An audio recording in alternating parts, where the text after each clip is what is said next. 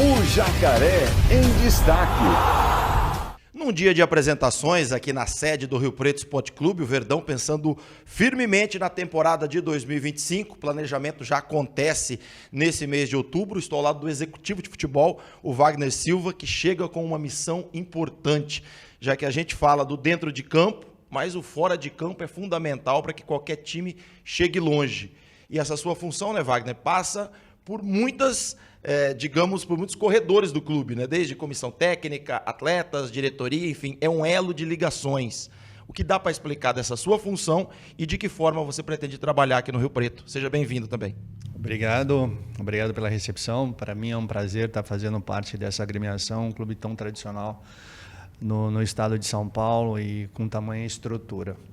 A minha função ela se faz necessário para que haja o equilíbrio entre diretoria e comissão técnica, né? Algumas pessoas pensam que o executivo de futebol tem como função apenas contratar atletas, quando na verdade cabe a ele também fazer o gerenciamento de algumas áreas dentro do clube, auxiliar o presidente, os demais membros da diretoria e fazer com que a comissão técnica e atletas tenham condições de trabalho adequadas para que possa apresentar o melhor de si dentro de campo e que a gente assim também possa cobrá-los depois.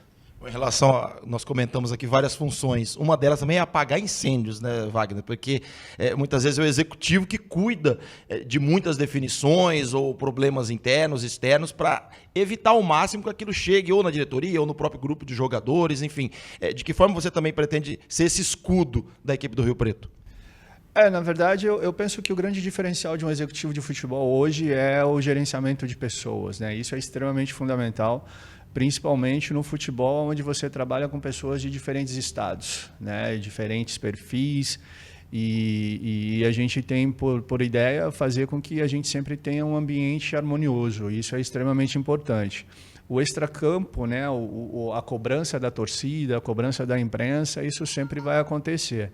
Eu, particularmente, gosto muito de blindar os atletas que trabalham comigo, a comissão, o próprio clube, e a gente procura amenizar para que, se chegar alguma coisa neles, chegue o mínimo possível, né? Eles precisam ter tranquilidade de trabalho. Isso é importante e a gente vai procurar fazer isso. Bom, você abordou no início aqui do nosso bate-papo que muita gente pensa que a função do executivo é, muitas vezes, só contratar jogadores. Para os torcedores, acredito eu que essa seja aquele vai mais te olhar e saber, poxa, esse atleta, será que foi o Wagner que indicou? Como é que foi? Como que passou esse gerenciamento? Como que funciona, na prática, a contratação de um jogador? De repente você tem lá uma relação de nomes, aí você divide isso com diretoria, comissão técnica. Como é que é esse contato direto para pensar e escolher a opção exata para determinada função, determinada posição?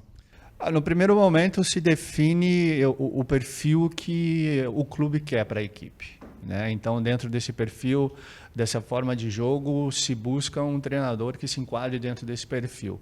E automaticamente atletas também que se enquadrem dentro do perfil que o clube deseja como jogo e daquilo que o treinador entende como coerente para que possa atendê-lo dentro de campo.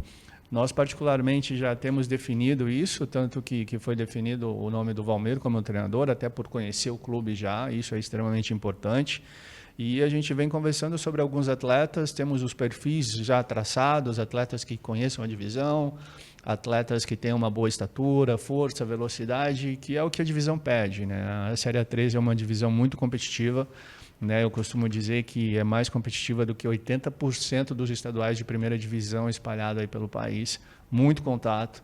Então a gente tem olhado e a gente vai buscar atletas dentro desse perfil e, é claro, com boa minutagem, com uma boa quantidade de jogos, e a gente vai procurar fazer dessa forma.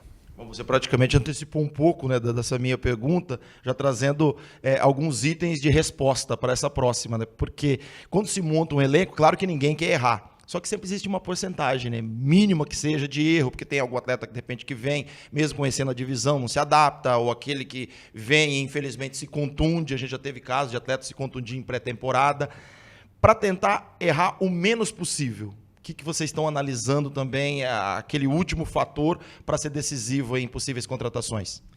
Essa questão da lesão é extremamente importante a gente ter um cuidado na pré-temporada, né? O preparador físico tem uma responsabilidade muito grande porque é uma competição de tiro curto e quando começa a gente tem pouco tempo para treinar e para recuperar jogadores. Então a pré-temporada para nós é extremamente importante. E por conta disso a gente tem olhado atletas que estejam atuando nesse segundo semestre também, né, que tem uma quantidade de jogos, que não tenha histórico de lesão. Isso para a gente é extremamente importante para que chegue aqui e consiga dar conta do recado. Bom, não sei se já existe um número, mas vocês estão pensando mais ou menos em torno de quantos atletas para reforçar esse elenco do Rio Preto e de que forma também pode se aproveitar alguns garotos da base ou até mesmo jogadores que pertencem ao clube e nesse momento estão emprestados? Existem alguns atletas, né, que têm vínculo com o clube e a gente vai avaliar a possibilidade de utilização desses atletas. Existem alguns nomes também de atletas que estiveram aqui nesse ano que também estão sendo avaliados. A gente sabe que a gente tem 26 inscrições para fazer, né? Agora, quanto que a gente vai trabalhar inicialmente, a gente ainda está trabalhando. Até tocar nesse ponto importante, há algumas temporadas a federação limitou esse número de inscritos e, obviamente, liberou aquelas inscrições que a gente chama, né, opção B, que seriam jogadores da casa ou que não participaram de competições anteriores e ainda tem uma idade limite. Como é que é trabalhar com esse chamado quebra-cabeça para montar exatamente o time, de repente deixar algumas opções para a lista A? Enfim, como é que funciona esse planejamento? Na verdade, a lista B são atletas das categorias de base do clube, né? O clube teve o Sub-20 esse ano, e as outras categorias a gente vai avaliar se existe algum atleta com condição de estar fazendo parte do elenco e sendo da lista B, porque a lista B ela não ocupa as 26 inscrições, e isso é extremamente importante para a composição de treinos. Então vamos avaliar essas possibilidades e ver o que a gente tem por aí. Seja bem-vindo, sucesso nesse trabalho. Tomara que a tua caminhada aí junto com o Dr. José Eduardo, junto com o Valmir, comissão técnica, torcida, né, que é fundamental também, essa união entre todos, possa ser produtiva e o Rio Preto conclua seus objetivos aí no ano que vem. Exatamente, né? Eu costumo dizer que se um vence, todos vencem. Se um perde, todos perdem, né? Então a gente precisa ter muito respeito com o nome do Rio Preto. E com toda certeza, todos nós que estamos aqui hoje vamos trabalhar e dar o máximo possível para que as coisas aconteçam em 2025 da melhor maneira possível.